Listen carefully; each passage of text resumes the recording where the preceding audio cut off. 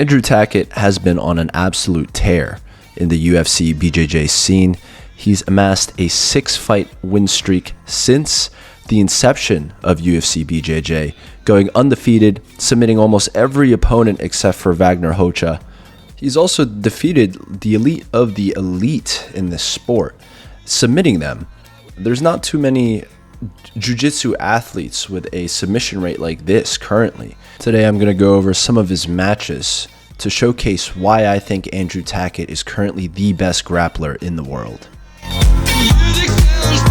Before grappling for the UFC, Andrew Tackett amassed quite the record with WNO. His match with PJ Barch is probably my favorite match of Andrew's and really showcases the entirety of his game. The number one thing that makes Andrew so entertaining to watch is that he's aggressive and willing to push the pace. He's going to double leg. He doesn't care if it's pretty, he's going to shoot no matter what.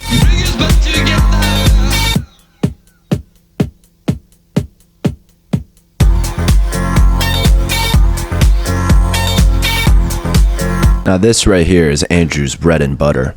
Off of that wrestle up attempt, off that double leg, Andrew comes up into this body lock position, which is a really common position Andrew goes to after a failed double. It's a great way to keep chaining offensive takedown attempts without the risk of having your head snatched. Now the issue with constantly staying low in jiu-jitsu is that you expose your neck to guillotines and other front headlock attacks. If your initial shot doesn't work out, you can go to things like low sweep singles, or in this case, the body lock. This is really good chain wrestling from Andrew.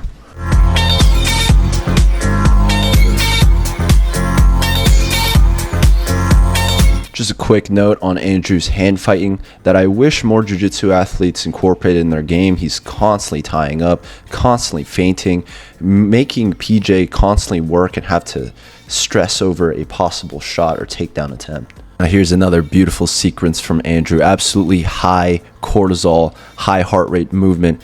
Andrew goes ahead and takes a shot. It doesn't work out. He switches to the front body lock and then he gets countered with an Uchimata by PJ.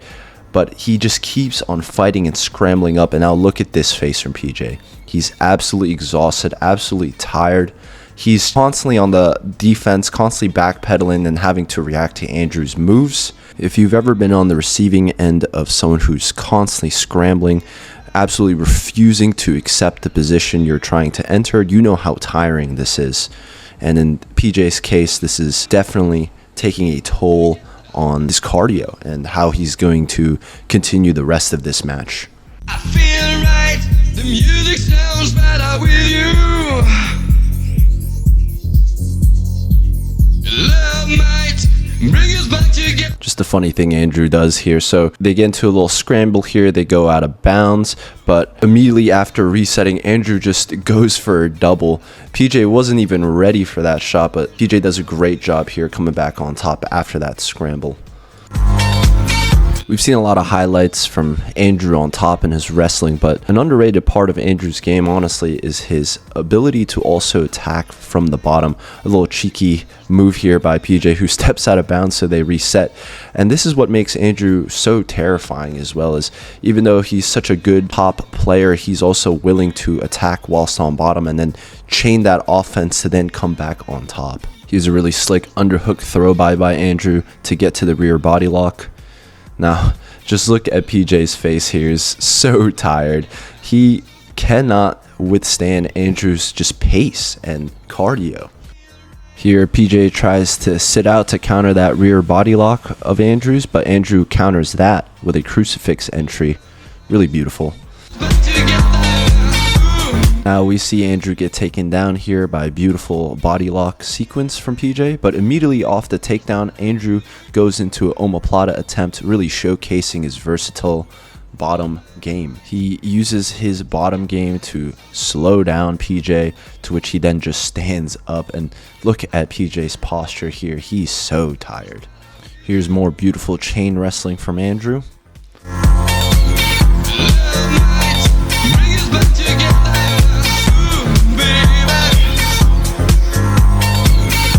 Here they reset in the middle again, and with no time wasted, Andrew just shoots. Knowing PJ is tired, he's taking advantage of the difference in energy output here.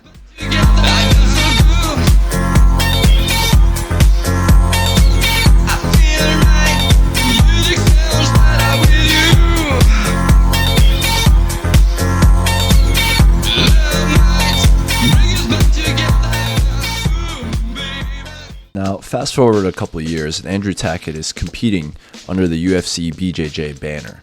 You're going to see in his matches in the UFC a more refined version of everything he's done in the past. In this match against Aaron Wilson, he absolutely just dog walks him in about a minute. Here we see a quick takedown right off the first 30 seconds of the match, then a little scramble wrestle up exchange where Andrew gets a nice underhook throw by. And right here is what the pros of good wrestling gets you. You can sometimes bypass the entire guard passing sequence off of just a good takedown.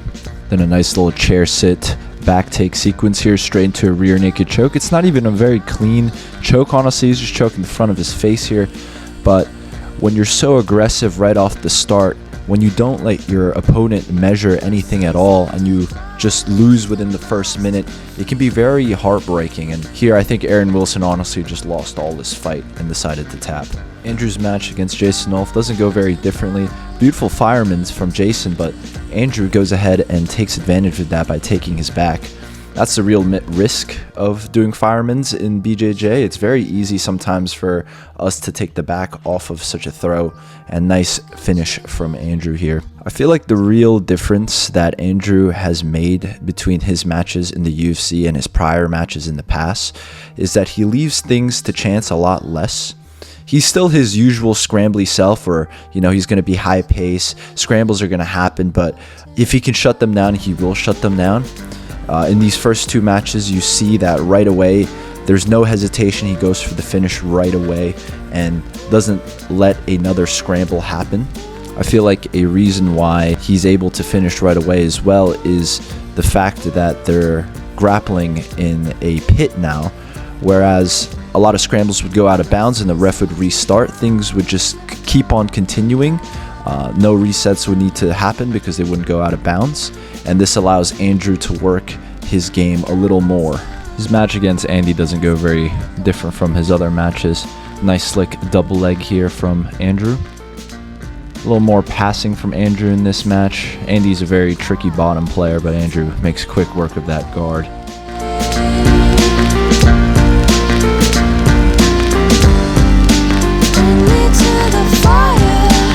Then here we see something rather slick and inventive here. We see a nice Rutolotine finish from Andrew.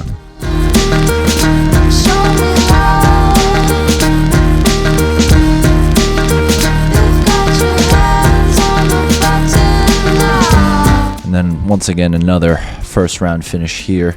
Andrew with a nice slick double leg. Elijah Dorsey tries to counter it by throwing him over, but Andrew kind of rides it. Then they get into a nice little leg lock exchange here where they go. Elijah goes to that backside 50-50, tries finishing it. Andrew somehow slips that heel and then counters with his own heel hook back to 50-50.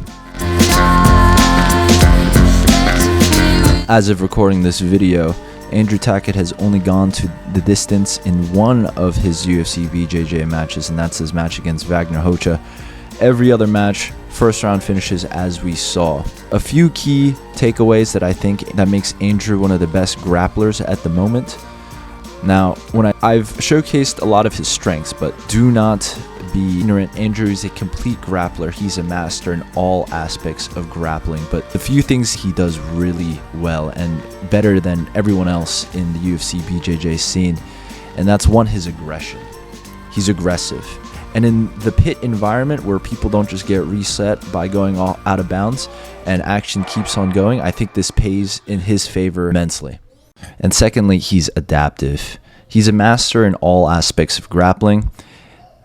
We see him wrestle a lot in the beginning of his matches, and that's what he defaults to, but he can go and try to submit somebody on the bottom when he needs to.